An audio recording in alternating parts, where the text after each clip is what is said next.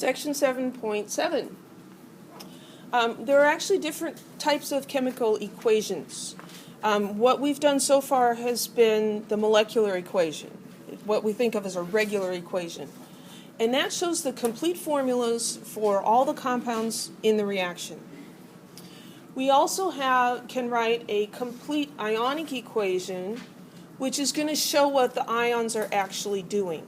So if an ionic compound is dissolved in water, we're going to show it as separate ions, because that's what the compound actually does. So when writing these complete ionic equations, we separate the aqueous ionic compounds into their constituent ions. If we have an insoluble ionic compound, if the state symbol is solid, then we do not separate the ions because the ions aren't separated. They're just together at the bottom. If we have a liquid or a gaseous compound, we're not going to separate those into ions. So only the soluble aqueous ionic compounds. What we'll find when we do that is that we have spectator ions. So let's think about watching a boxing match. You go to a boxing match. I've never been, have no desire to go, but people do that. You go to a boxing match, and when you sit in the stands and you watch, you're a spectator. When you leave, do you have a bloody nose and a black eye? Usually not, right? Not unless something really crazy happened up in the stands. You're a spectator. You came and you watched. You watched the two guys in the ring beat each other up, right? There are spectator ions in these reactions. They are unchanged. They were just floating around in solution to start with, and they're floating around in solution to end up with. In the precipitation reactions in my, fantasy chemistry land, we had two couples coming to a party.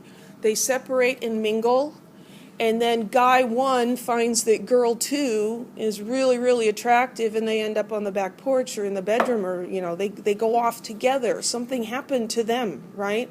What happened to their partners, original partners? They're still mingling at the party. They're like, yeah, I wasn't that attached to that person anyway, so, nothing really happened. So they're swinger ions. Swinger ions, yes, yeah. There is. Originally, it was wife swapping, but I kind of toned it down a little bit. Why? I don't know. Maybe because I started recording it and posting it publicly on YouTube, and it just seemed a little too much. Anyway, no, it's just a guy and a girl coming to a party together, just for convenience sake. So when we write that complete ionic equation, we find often that there are spectator ions. There's an ion that appears as a reactant and a product. Nothing actually happened to it. So what we'll do is we'll just omit them, take them out of the picture to get the net ionic equation, which is showing only the ions that actually participate in a chemical reaction. Only the species. And when we talk about species here, it means a kind or sort of thing. All the different molecules and ions. And so instead of saying molecule, ion, or atom, we just call it a species. It's just a thing. So in the net ionic equation, we only look at what is actually getting changed. A little bit like your paycheck. You get your paycheck, and there's this big total, but then what they actually give you is smaller, right? That's your net. That's what you get to take home after they took out the taxes and this and that and the other thing. So the net ionic equation is that. It's just what's left. So let's look at this reaction. Here we're given a balanced chemical equation. This is a molecular equation. And let's write the complete ionic equation and the net ionic equation. So what we're going to do is we're going to look at each of these species. If it's an ionic compound that's aqueous, we're going to split it into the individual ions. This one has a state symbol L. Water is a liquid. It's not a soluble ionic compound. So we're going to keep the water together. We're not going to split it up. And then here we've got calcium and bromide, and that's an aqueous compound. So I am going to leave the state symbols out because this gets so long when you write all these out. So HBr, what are the two ions in that? We've got H plus and we've got Br minus. Now, we can carry the balancing along with us, which personally I think is easier, or you can leave it to the end and balance it all over again. But this is telling us there are 2 HBr molecules. So then there would be 2 hydrogen ions and 2 bromide ions. Then calcium hydroxide. Well, there's one of those, and that's going to give us 1 calcium ion and 2 hydroxide ions. That's going to form, this is liquid. I'm going to leave it alone. I'm just going to copy that one down. 2H2O, and then calcium bromide, calcium ion, and 2 bromide ions. I just barely had enough room. Any questions about what I did there? We really need to be able to understand what these ionic formulas mean and what the charges on the ions are and all that stuff. Now we're going to look at, so this is the complete ionic equation. This tells us everything that's in that beaker or whatever container it is and what's happening to it. So here there are 2 hydrogen ions to start with and 2 bromide ions to start with and 1 calcium and 2 hydroxide ions. What do we have at the end? Well, we still have calcium ion and 2 bromide ions. Nothing happened to them. They're still mingling at the party. So to write the net ionic equation, we can cross those off because they're the same on both sides, and the calcium is the same on both sides. And then the net ionic equation, we're just going to take what's left and copy it down.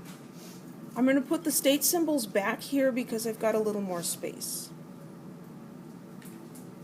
They should have been in the other equation as well, but it's okay. So this is considered the net equation? This will be the net ionic equation. That's the only thing that changed. Yep. The calcium and the bromide were just along for the ride. They did not get changed. They were watching sparks fly between hydrogen and hydroxide, apparently. So this is what actually happened chemically, is that hydrogen ions and hydroxide ions combined to form water molecules. Now, what's a little weird about how that equation is balanced?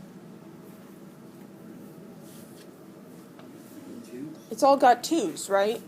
Is that the lowest whole numbers? No, so we could get rid of the 2's and it would still be balanced. On the multiple choice exam, where they ask you for the lowest integer coefficients, then you need to take care of it that way. Any questions? Yes? Yeah, this one's the net ionic equation, and this one up here is the complete ionic equation. So we would write it without the 2's? Yes, it would be best written without the 2's, and I can make that happen.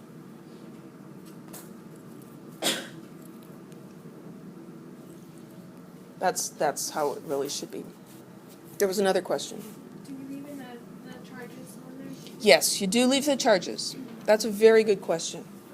When we have a compound, like here we've got water, or up here we're writing them as compounds. We never write the charges.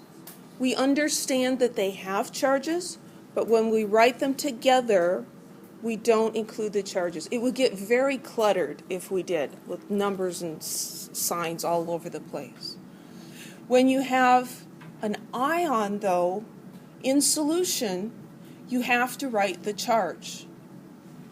Because like for calcium, Ca2+ is an ion that's soluble in water, but Ca without a charge is calcium metal, and it is not soluble in water. It will react with the water, but it's not soluble. So calcium and calcium ion are very different things.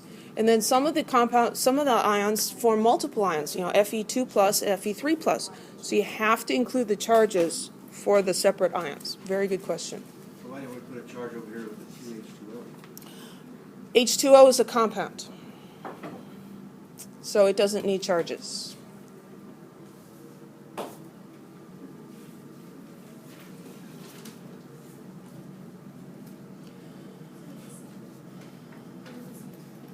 I think what I'm observing in some of my students is, I don't know, maybe you're just accustomed to just muddling through and not really understanding what's going on.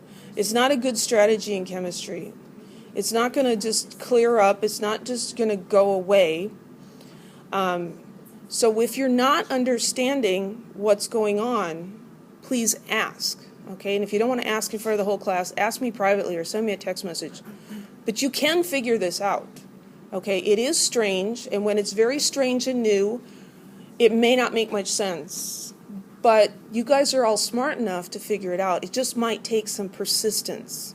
Okay, so be persistent. You know, if you want what you're going to school for, whatever degree program or career you're looking at, if you really want that, I'm sorry, but you apparently need to get through this class somehow.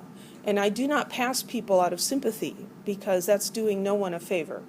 You know, you don't want someone to end up getting through medical school just because they had a great smile and tried hard, right? You want them to actually know what they're doing. So there's a strange little pep talk of sorts.